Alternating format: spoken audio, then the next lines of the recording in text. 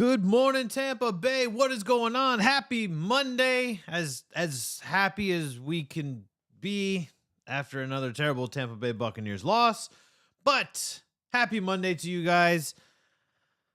Um well, we're going to get into it. We're going to talk about it. What's going on with the Buccaneers? What's wrong with the Buccaneers? Is it fixable? Are they too far gone? What side of the spectrum should we be on? How many times, it's such a weird dynamic to get into because you've got these people going, they're gonna be fine, they'll be fine. And then you've got the other side of the spectrum of, oh my god, the wheels are gone, they're not a playoff team, they're not gonna make the playoffs, they're not even gonna win the NFC South. Where's it going wrong? We're gonna try to figure that out. I've got some stats I want to go over. By now, if you're a repeat offender and tuning into Channelside in the morning, you know that I'm a huge analytical and statistical guy, and that's kind of where I like to base my arguments on. Right, that's where I try to come. I try to come with facts based off of numbers because numbers are irrefutable. Sure, there's context that goes involved in numbers. But for the most part, numbers are irrefutable. So if I can base my argument on numbers, then I feel like I'm starting to make some sort of headway in trying to figure out what in the hell is going on with the Tampa Bay Buccaneers. We're going to start with the Bucs. We'll wrap up the show with our Orlando Magic, who are in New York tonight to take on the Knicks. And I'm going to tell you why towards the bottom of the hour, maybe a little past, why I'm not really even concerned about the 0-3 start based upon what we've seen from this team already just through the 3 games into the season. We had a lot of question marks about the Magic, and I feel like we're already starting to find out the answers to some of these questions that we had about this team. Nonetheless, let's open it up. The elephant in the room, 21-3, lost to the Carolina Panthers, who traded away Christian McCaffrey, who traded away Robbie Anderson. Baker Mayfield's out, Sam Darnold's out, PJ Walker gets the start.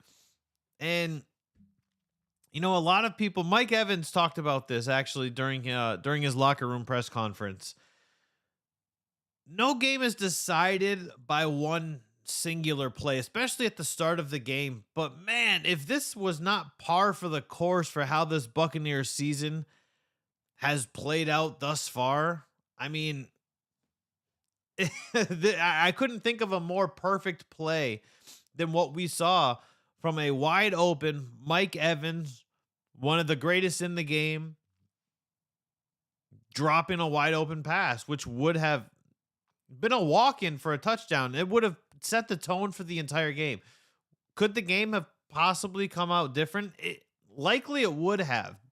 I feel like everything was deflated after Mike Evans dropped that pass. And I'm not blaming Mike Evans. He's human. Things happen, right? Like things happen. But you've got this roster.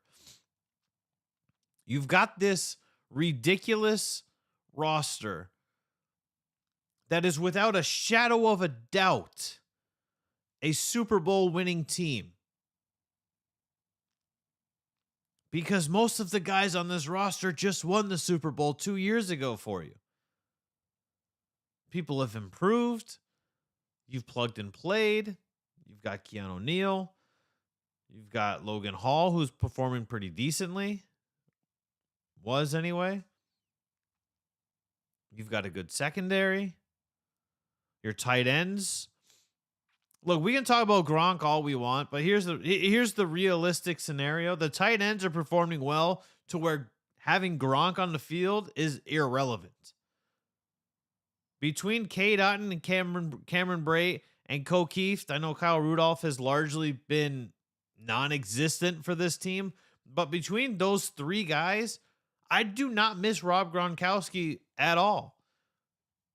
Maybe Tom Brady misses Rob Gronkowski, which is why we're seeing such a crappy performance from Tom Brady almost week in and week out.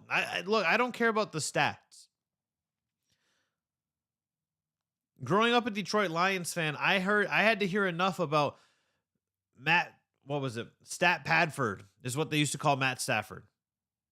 I used to hear that pretty much every week from the side of the group that didn't like Matthew Stafford. I used to hear that all the time. So I know what it's like to pad stats.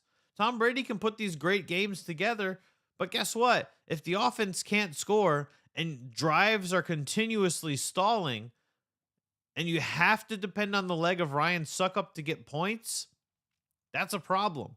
When you've got one of the top 5 wide receivers in the NFL in Mike Evans, and you can't figure out ways to score touchdowns, that's a problem.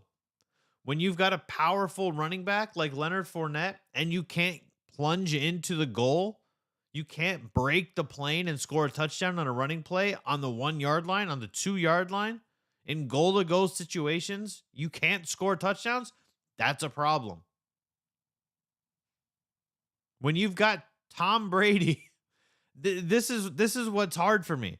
You've got Tom Brady. He's seen it all. He's done it all. He's won it all. But he's playing terribly. Tom Brady is not playing Tom Brady football.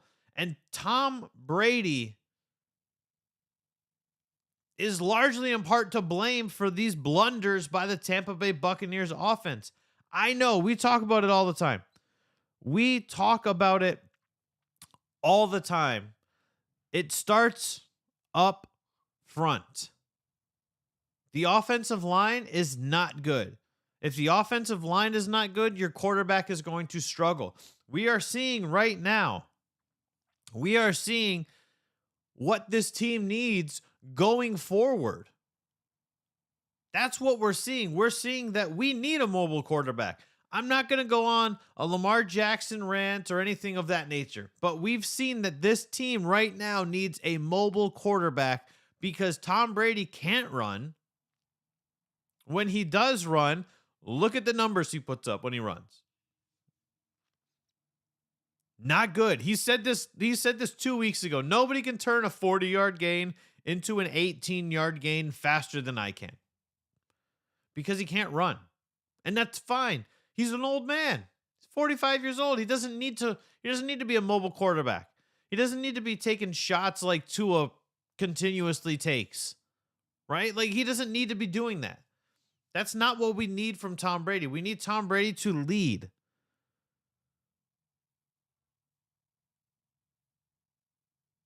Byron Leftwich's offense is not working. I'm not calling for jobs. Not yet. But how long do we let this broken down car continue to drive on the track? If this was NASCAR, they would have been black flagged and they'd have been in the pit having to do repairs before they were allowed back. That's where we should be.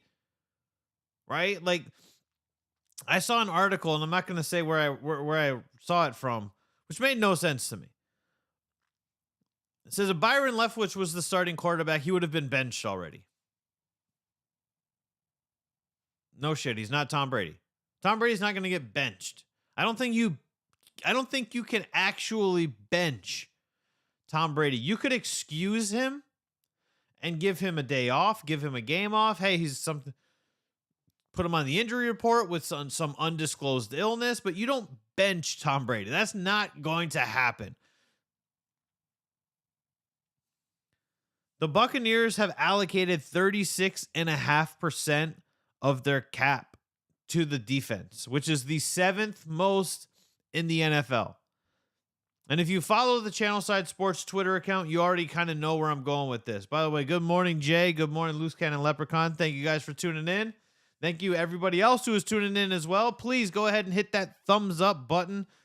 Pushes us towards the YouTube homepage and says, hey, we like it. Maybe you guys will like it as well. Through weeks 1 through 3, the Buccaneers allowed 79.3 rushing yards.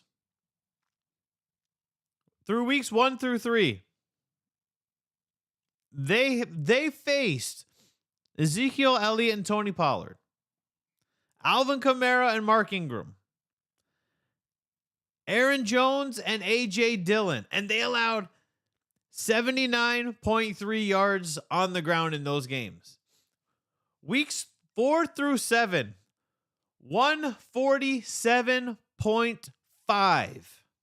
147 yards, nearly double to Isaiah Pacheco and Clyde Edwards-Helaire. Tyler Algier and Marcus freaking Mariota, Najee Harris, and then we saw yesterday Deonta Foreman and Chuba Hubbard run all over our defense. The 7th highest defensive allocation for salary cap belongs to the Tampa Bay Buccaneers. And we can stop the what changed? How did we go from being able to stop 3 of the top running back duos to allowing Marcus Mariota to run for 50 yards and Deonta Foreman to break 100 yards and Chuba Hubbard to get 60 yards? How did this happen? Where did the defense go? Where is it falling short? Because it's not working right now. What are we? Are we selling out? Are we dropping back into coverage too often? Like, we can see the plays that are being called. Tackles are being missed. Assignments are being blown. There's no communication.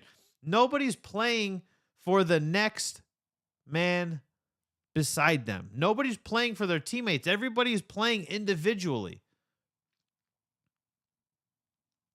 I saw a comment earlier on Twitter, which blow it up. Start trading away people. We saw Todd Bowles yesterday. He talked about at the press conference who's going to handle adversity this week. This is what we're going to find out. The theme yesterday at our press conferences were dark days in Tampa Bay. Tom Brady said it was dark days. Todd Bowles said it was dark days. We can have all the cute phrases and all the cute sayings and all of that.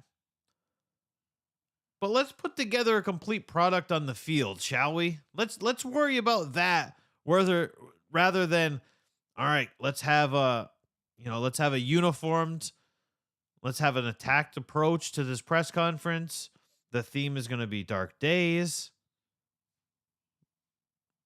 What does that do? What does having Tom Brady and Todd Bowles be on the same page in a press conference do? Is that supposed to show that they're in unison? They're one and the same? They're on the same page? That doesn't show that to me. That doesn't show that to me one bit. The Bucs are averaging 17.7 points per game right now. That's the lowest since 2013 when they averaged 14.3. I want to hear from you guys in the chat right now.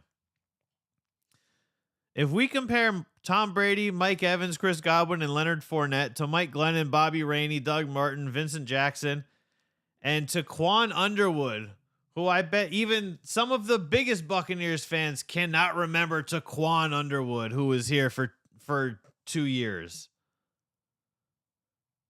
Which of those sides is going to win? Because this is what we're comparing ourselves to. This is what this roster right now is comparing themselves to.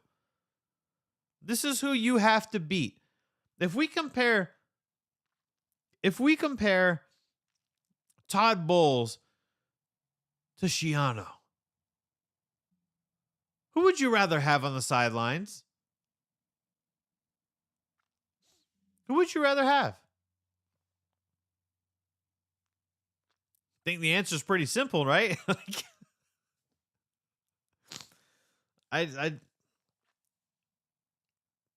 There's so much. There's so many issues right now. So I I started trying to dissect where I think, where I think it's going wrong. And obviously having to completely abandon the run, I think that's part of the problem. Leonard Fournette is averaging 49 rushing yards per game. Now we can talk about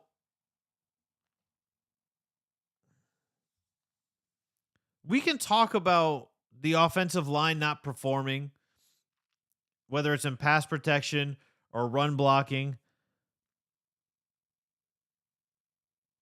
But Leonard Fournette has only forced 8 missed tackles on the season. That's 25th amongst running backs. And he's only broken 4 tackles. Every 23.8 carries for Leonard Fournette, he breaks a tackle.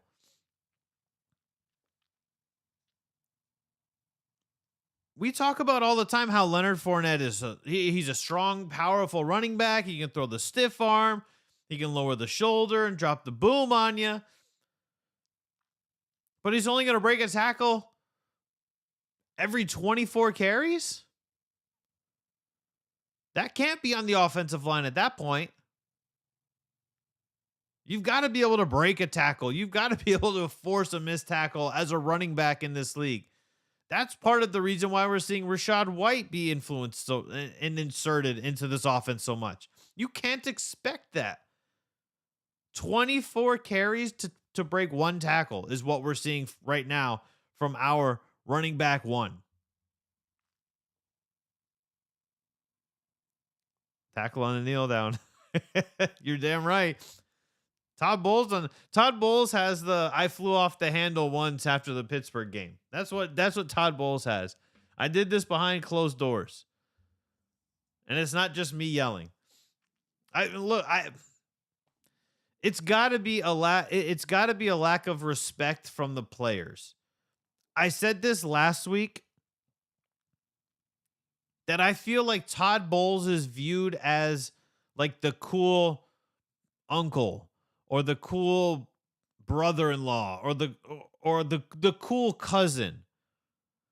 Whereas Bruce Arians was the dad you didn't want to bring a B- home to on your report card because you were afraid to get the belt. That's where I feel this team has gone wrong. I feel like the Buccaneers right now are a complete circus and a complete clown show, and there is no lead clown to rally these troops. There's nobody. It's not Tom Brady. Tom Brady's not doing it. It looks like he's taken a back seat and said, you know what? I'm just here. I'm just here.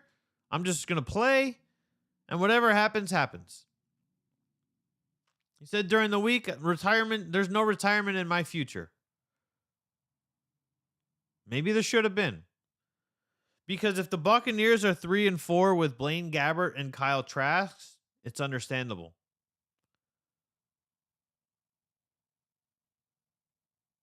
It's understandable. Jay in the chat has a great thought. Are the players tired of Tom Brady? Are the players tired of Tom Brady and his, lack of passion and lack of fire?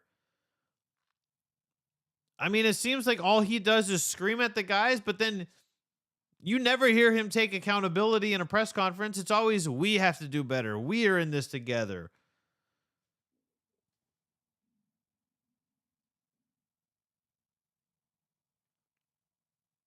If leaders have to lead, like Levante David said,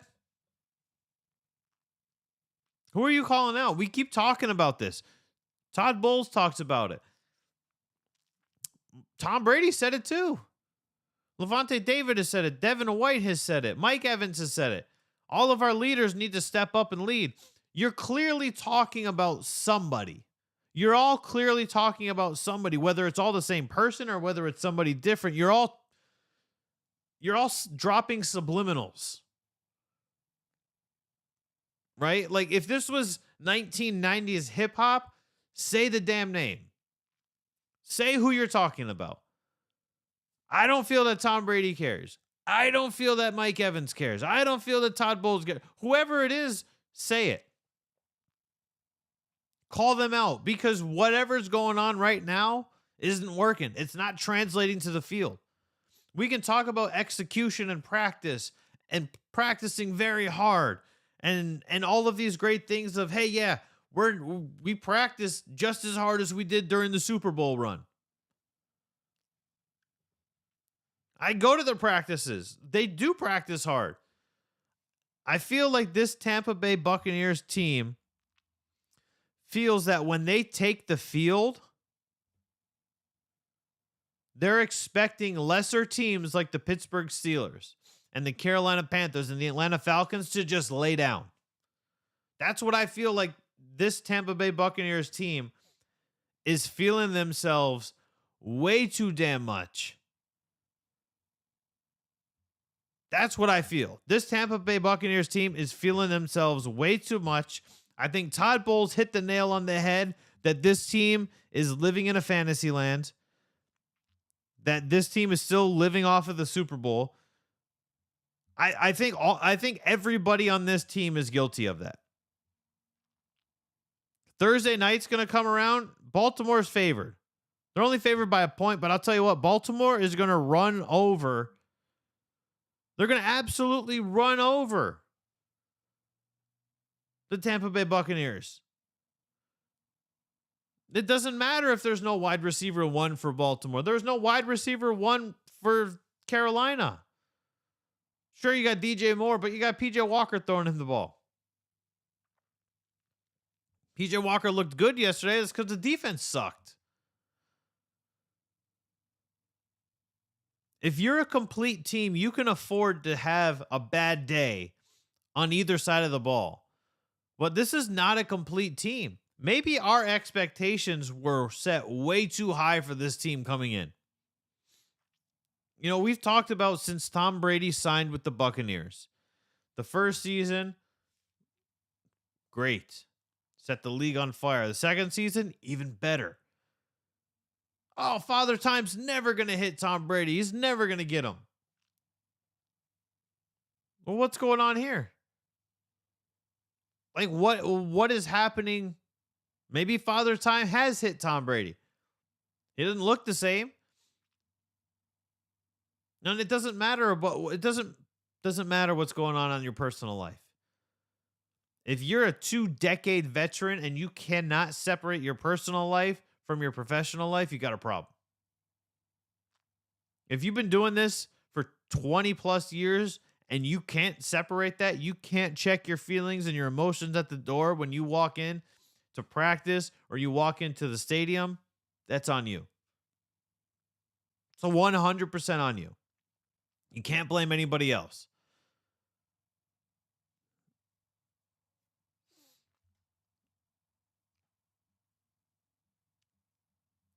I don't know if I'm quoting Beyonce. I'm sorry. Maybe I am. I don't know. Just like I don't know where we go from here. The Buccaneers were an ugly 3-3 team. Now they're an even uglier 3-4 team. Now they're an even uglier 3-4 team. That's a problem.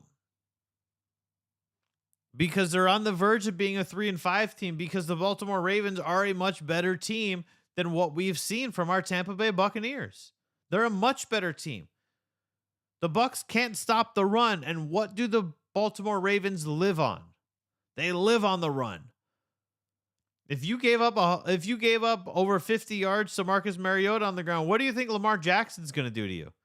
You can put Devin White as a spy all you want, but if this guy's out here talking about he's bored and he gets bored during games on defense, what do you think Lamar Jackson is going to do to you? What do you think Mark Andrews is going to do to you? Gus Edwards came back yesterday and looks like a stud.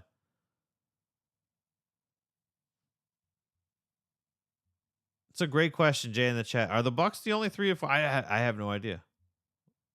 Let's pull this up real quick. The Buccaneers are the Bucs, Packers, Falcons, There's a lot of 3-4 teams. So you've got the Cardinals, 49ers, Bucs, Falcons, Packers, Commanders are all 3-4 teams.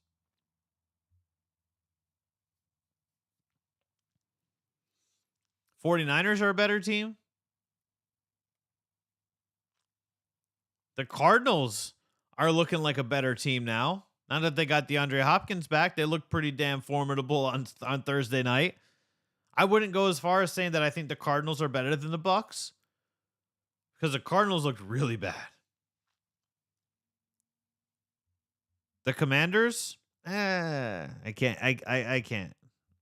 I can't do it. The Commander. Now, if you've got Taylor Heineke in, I'm all for it. I'm with you on the Commanders. The Falcons, though, you know what? The Falcons gave us a run for they gave us a run for our money without their top two offensive weapons. The Falcons almost did it without their top two offensive weapons. And that to me that's all I needed to see is how many, like, I'm seeing fans, whether it's comments through, our social media posts or people DMing me, I'm seeing fans saying, this is exactly what the Buccaneers needed. This was the wake-up call. The Falcons were supposed to be the wake-up call. The Steelers were supposed to be the wake-up call. And now the Panthers are the wake-up call? At what point do we get off of this? At what point do we stop the facade of everything is going to be okay? This is exactly what they needed. For 3 straight weeks now, this is exactly what they needed. And they've underperformed and underperformed and underperformed. For 3 straight weeks. 7 weeks. 6 out of 7 weeks they have underperformed. The Bucs came into the season very hyped. They beat the Cowboys 19-3. They held the Dallas Cowboys offense with Dak and Zeke and CeeDee Lamb and Dalton Schultz, and they held them to 3 points. And that is a good feat, right? That's a great feat. But when you come into the game, or when you come into this season and you're all hype, right? Like, this is right now, you know how they always show like that meme of like a player with a pit bull in him and say, oh, you got the dog in him. We've got like the Taco Bell Chihuahua dog. That's what we've got in us right now. We're little ankle biters, and all that we're seeing right now is yapping. It's all bark and no bite from this Buccaneers team right now. It's all bark and no bite. Jay in the chat, the Ravens will be a wake-up call. They drop a 50 burger and things will change. But what needs to change? Bruce Arians isn't going to come back to the sideline, I don't think.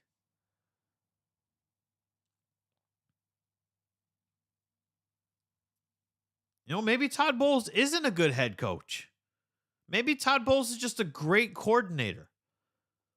We've seen Todd Bowles as a defensive coordinator with the Arizona Cardinals completely turn that defense around into a top 8 defense. We saw Todd Bowles take the New York Jets defense and completely turn them around. We saw Todd Bowles take over the Buccaneers defense that was already fairly decent and elevate them to the next level. We saw Todd Bowles have the wheels fall off as a head coach with the New York Jets, and we are now seeing Todd Bowles have the wheels fall off as a head coach with the Tampa Bay Buccaneers. He can talk about this internal fire and this internal inferno that he has boiling all the time in him. Maybe it's time for you to actually just let that out and let that be you. Instead of trying to play, the cool as a cucumber, cooler than the other side of the pillow kind of guy. Maybe it's time to just start lashing out. Maybe it's time at the end of a press conference to say, we're all grown men. Let's do a spin off what Todd Bowles said yesterday. We're all grown men. We're gonna see who can handle adversity this week. How about we're all grown men? Our offensive line needs to step up. Our quarterback needs to figure out if he wants to play or not. I don't care if he's the GOAT. I don't care if he's the best of the three options that we have. If you don't want to be here, the door's that way. You're already hitting us for $35 million in dead cap space next season anyway. If you don't want to play, you're not doing us any justice right now anyway. It's not like they're winning because of Tom Brady. They're not winning with Tom Brady. So what does it matter? Why would that even remotely start to matter if Tom Brady's playing or not? Give him the week off. Give him Thursday off. You know what? Tom suffered a setback to his hand or to his finger and his shoulder against the Panthers. We're going to start Kyle Trask tonight on Thursday Night Football against the Baltimore Ravens. Now you've got your excuse as to why you can lose. Because there's no excuse for you to lose, even to a team like the Baltimore Ravens, when you had a defense that was on pace and already better than the Monsters of the Midway, than the Purple People Eaters, than the Ravens of 2000 and the Bucs of 2002. This defense for the first 3 weeks of the season was better than all of those teams in every measurable statistic. In points per game, in yards allowed per game, in rushing yards, and in passing yards allowed. This defense was better than all of those. And those are some of the greatest defenses of all time. And what's happening now? You let Chuba Hubbard and Deonta Foreman run all over you. You let Marcus Mariota and Tyler Algier run all over you. Najee Harris, I'll give you. I think Najee Harris is a fantastic running back. Clyde Edwards-Helaire, he was talked about possibly not even being the guy in Kansas City this season. Isaiah Pacheco, fine. I'll give you that. Unknown commodity. Turns out great. He's great on jet sweeps. He's great in the backfield.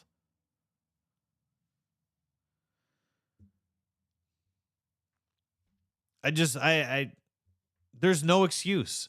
There's no excuse. This team is likely going to fall to 3-5 on the season.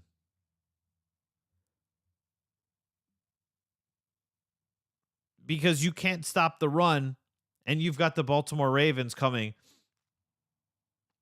at the exact right time. Do you remember during the latter half of the baseball season when the Yankees were on their losing streak and the Rays were starting to turn it on heading into the playoffs? And I said, there's no better time to play the Yankees for the Tampa Bay Rays than right now. This is exactly the same situation, but for the Baltimore Ravens. There's no better time to play the Tampa Bay Buccaneers than right now. There's no better time to play this team than right now because they don't know what they're doing. There's no better time. They can't stop what you are good at. And oh, by the way, the Baltimore Ravens defense, it's pretty solid as well.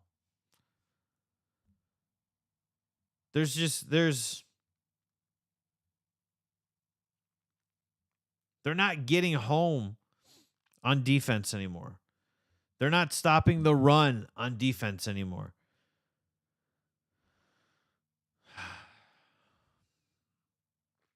It's embarrassing. Honestly, that's what it is. It's embarrassing right now.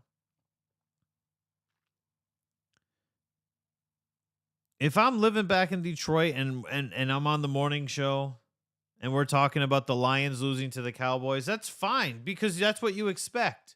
You're rebuilding. You've got no star on defense. You're missing your star running back. You're missing your star wide receiver who went out on the second possession of the game with a concussion. You're missing all of this. So you expect to lose. You expect to lose to the Dallas Cowboys. You don't expect to lose to the Carolina Panthers. There is not any good news until we start talking about the Magic later on. There's no good news. There's no this Tampa Bay Buccaneers team. Look, if we go through the rest of their schedule, they got the Ravens on Thursday, possible loss. They've got the Rams the following Sunday. That could be a loss. The Seahawks in Germany. The Seahawks are crushing it right now. Geno Smith is playing out of his mind. Geno Smith looks like he was a Monstar and had Tom Brady touch a football and stole his talent. That's what Geno Smith looks like he's playing like right now. That could be another loss. We could be looking at a Tampa Bay Buccaneers team heading into the bye week that is 3-5, 3-6, 3-7. Realistically, do I think that that's going to happen? Probably not, but the way that they're playing right now, you could be heading into the bye week absolutely, positively in trouble if you're the Tampa Bay Buccaneers. The Browns are not bad either. Luckily for the Bucs, they're going to miss Deshaun Watson. Because Deshaun Watson, what's Deshaun Watson good at? Oh, he's good at running the ball. Is he better than Marcus Mariota at running the ball? You bet your ass he's better than Marcus Mariota at running the ball.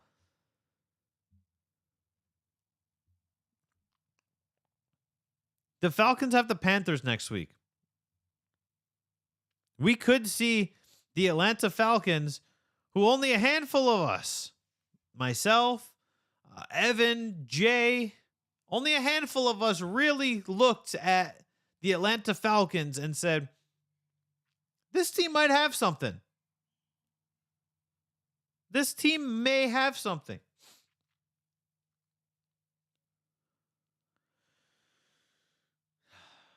Are we tanking? You know what? Here's what I think we honestly should be looking at doing right now, Jay. Trade away Tom Brady. There's a hot take for you. Trade away Tom Brady.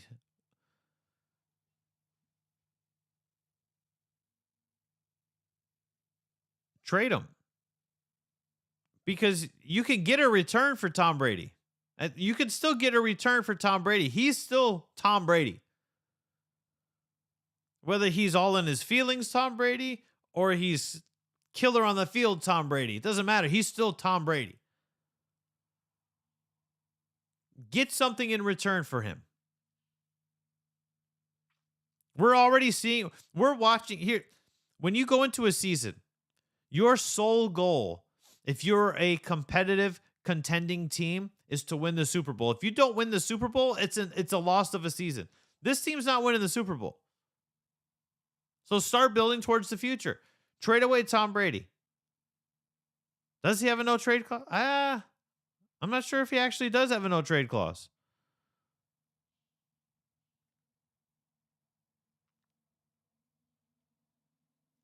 Move some of these assets. Move a Devin White. I love Devin White, but you know what? Sometimes it takes money to make money, right? That's what it boils down to. Make a move. Make a move and shake something up before the trade deadline comes and passes, and you're stuck with the same team not doing anything.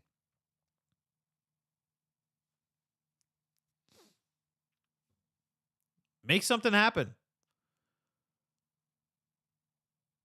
Because there's no reason why you should. There's no reason to keep the core together if you're not going to address any issues. If you're not going to address any of the issues, you either change people or you change people, right? Like that's all you can do. Make a move. Do something. Trade something. Look at what our perfect segue. Look at what our Orlando Magic are doing. They traded away Vucevic. What did they get in return? They got Wendell Carter Jr. They got draft pick where they picked up Franz Wagner. Boom. This is what you do. That's how you start rebuilding. Tom Brady's gone next year, period. He's gone next year, period. Look to the future. You already know Blaine Gabbert's not here. He's already out of contract, and he's not going to come back, and you know he's not a starting quarterback. You already know that Kyle Trask is not a starting quarterback. You already know that Kyle Trask is possibly a backup at best. We already know that.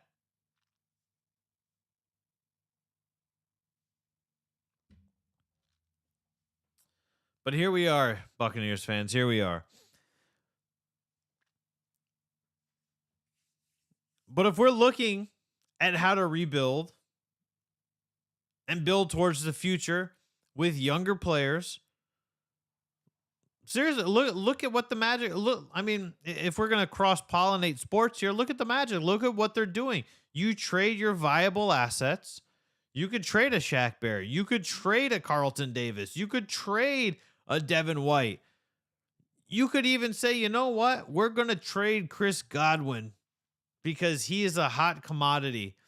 Does it suck that we have to trade him away? Absolutely, it sucks that we have to trade him away, but we need to address issues. I said this before, if Jason Light is on the receiving end of any general manager's phone, I already know he's calling about a lineman, and I already know I'm going to rake him over the coals and I'm going to make him pay a premium, because that is your biggest issue as far as on-field play. Because let's be realistic, there's a lot of mental problems going on right now for the Buccaneers. There's a lot of mental issues going on with the Bucs. But as far as actual play on the field, it starts with the offensive line.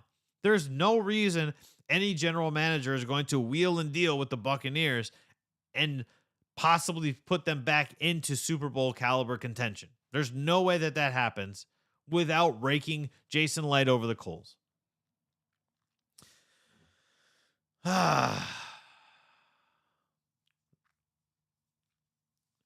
Quarter to 9. Let's jump into some Orlando Magic. Let's wrap it up on a positive note. Let's wrap this up and feel better about ourselves. I know, look, the Magic are 0-3, but I'm not discouraged about the 0-3 start. Would we have preferred a 3-0 or a 2-1? Absolutely. But the Hawks and the Celtics are both playoff teams. And last year, this same Celtics team was the best team in the Eastern Conference. And the Magic hung in there with them the entire game. This is what you want to see. When you've got a young team, you want to learn. You need to have them learn how to compete.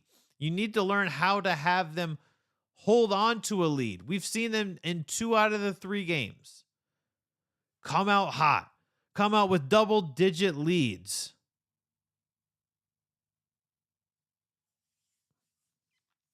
And be unable to hold on to those leads. And that's what happens with a young team. Learning how to do that, learning how to hold on to the lead, how to play with the lead, how to win. That all comes with experience. That's something that this team doesn't have. So that's why I'm not discouraged by an 0-3 start. We're still learning whose team this is. We're still learning that. Is it Paolo Banchero's team? Is it Franz Wagner's team? At one point, it was supposed to be Jonathan Isaac's team, right? Like, we're still trying to figure out who is the leader. Is it a leader by committee? Or is it our number 1 overall pick, Paolo Banchero? It looks like it's Banchero, but he hasn't fully stepped into that role yet. And that's fine for 3 games into his rookie season. He's already scored more points in Magic history than a rookie. He's already scored the 7th most points for a rookie, period, at this point. He's come in and he's already asserted himself as a dominant force to be reckoned with. little poor shooting night last night, or I'm sorry, on Saturday night, but it's going to happen, right? You're not going to set the league on fire. You're not going to set all of it on fire every single night. It's just not possible. It's not going to happen. The average age of this Magic roster is 23.8 years old. They've got so much time. They've got so much time to develop. Like, it's crazy. It's insane to me how young this team is, and we're already seeing signs of them turning everything around just 3 games into the season. You know, the Knicks are favored tonight. They're minus 320. The Magic are plus 265. But this is a game that's winnable. This is definitely a game that's winnable. This is a game where you come in and you handle your business. You get on the plane, you come back home. That's what you do. If you're the Orlando Magic, that's the only thing that matters. That's how you handle it. I guess you're not gonna. They've got, what do they have? The Knicks tonight, and then they have the Magic on Wednesday, and then they're back at home. I think on Friday to play the Hornets. But that's what this is the way that you handle it. Jonathan Isaac will be back. Will he be good? Will he be ineffective? He'll still be a body, right? That's the biggest issue for the Magic right now, is bench contribution. The bench contribution, outside of Cole Anthony coming off of the bench in his first game back, the bench contribution has largely been non-existent, and that's the problem for the Magic right now. That's the issue that the Magic are having, is that they're not getting any consistency off of their bench. So once the starters are out, the wheels fall off, and then they look like the Tampa Bay Buccaneers out there.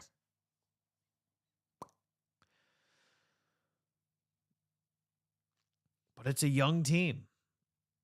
They're moving forward. They're progressing forward. They're still developing their chemistry. Jamal Mosley is still a young head coach, right? It's not like he's an experienced and tenured head coach either. It's not like he's been a head coach for a decade, right? Like, this is a young team from the top all the way to that last bench spot.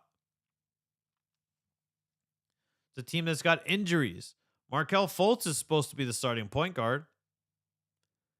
I mean, think about that. We're talking about the bench is struggling to contribute. So when Markelle Fultz comes back, you're now looking at Cole Anthony possibly coming off the bench, or possibly Cole Anthony taking over the starting role, and now Markelle Fultz is coming off of the bench, or Jalen Suggs is coming off of the bench. Now you're going to start getting your bench contributions. You've got a young team right now that is missing key components because of injuries, but they're still hanging in with the Boston Celtics. They're still hanging in there with the Atlanta Hawks. Sure, they lost to the Pistons. The Pistons, to me, are a lot like the Atlanta Falcons this season. I think a lot of people are sleeping on them. There was not much hype for the Detroit Pistons outside of Detroit. Not much hype. I think that's a team that's being slept on this season. Obviously, they got blown out on Saturday, but that too is going to happen. That's my biggest thing with this team, is I want this Orlando Magic team to make sure that they are competitive every single night. I don't want them to be blown out at all. I don't care who you play. I don't care. They play the Warriors this season. I don't care. It doesn't matter. I don't want to see you blown out. Because if you are competitive in every single game at this stage, great things are on the horizon for this team. Great things are on the horizon for this team. If you can stay competitive while you're still building chemistry and building that team rapport and learning where guys are going to go before they go. Right? If you're out there and if I'm Franz Wagner and I've got the ball and I know exactly where Wendell Carter Jr. is going to go on a pick and roll, and I know that he's going to roll and he's going to sharply roll. And I know that ball's already out. That ball's already like this is the chemistry that we've got to talk about. This is the chemistry that we want to see. We're seeing signs of it already. Now it's up to the team to stay competitive and then learn how to win. That's the next step. Just because you've been competitive for 3 games doesn't mean that you've learned how to do it. If they happen to fall to the Knicks tonight, they happen to fall to the Knicks tonight, but it needs to be close. That's what I need to see. That's what I expect from this team. I expect this team to be in every single game. That's the expectation from me heading into the season. That's why I'm okay with 34 wins. I think what we've seen through the first 3 games, I definitely feel like it's going to be difficult, but I feel like Corey's prediction of 40 and 42 could be a reality because they're already showing signs of learning things that I thought that they were going to learn later on in the season. We're already seeing signs of that. So it's definitely a possibility that we're watching an Orlando Magic team that is already learning how to do all of these things, how to compete, how to win, how to hold leads, how to come back, how to stop runs. Basketball is a game of runs. If you've ever played organized competitive basketball, it's a game of runs. Whether it's a 6-0 run, a 10-2 run, it's always a game of runs. You're never going to bounce back and forth, basket to basket. Virtually and largely has never happened. So we'll see what happens tonight as the Magic take on the Knicks, who are a beatable team. Because the Knicks should be in a rebuild, but they're not in a rebuild, and they've never really been fully in a rebuild, although they should have been. The Knicks are just they by far, I don't want to say by far, but among the owners that are not in any legal or moral trouble, the Knicks by far have the worst owner in all of sports. Outside of the Glazers, if you're on our Twitter account and you see all these Manchester United fans always bombarding our posts with Glazers out nonsense. Like, I don't know what that means. I don't think any of us know what that means. Give me some context to Glazers out. Why? Why do you want the Glazers out? Are they bad owners? Did they trade away players? Did they burn down the stadium? Like, why do you want them out? Give me some context, and then maybe I'll care a little bit about your movement. Probably won't, but maybe I will. But at least I'll have an understanding as to why you hate them so badly. Because as Buccaneers fans, we don't hate them. Who knows? That's going to wrap it up for us Monday morning. Not an overreaction Monday. A very realistic Buccaneers are not good Monday. That's what that is. A very realistic, the Orlando Magic are learning how to compete earlier in the season than I expected Monday. That's what this is. Regardless, it's an exciting Monday. Thank you, everybody that tuned in. Make sure you are following us on all of the social media platforms. Just search for the Channelside Sports Network. If you are one of those guys that don't like the Bucs and the Rays and the Bolts and the Magic, we've got individual Twitter pages. If you want sole content just strictly for the Magic because you don't like the Bucs because you're a Jags fan because you live in Orlando, great. Magic CSN.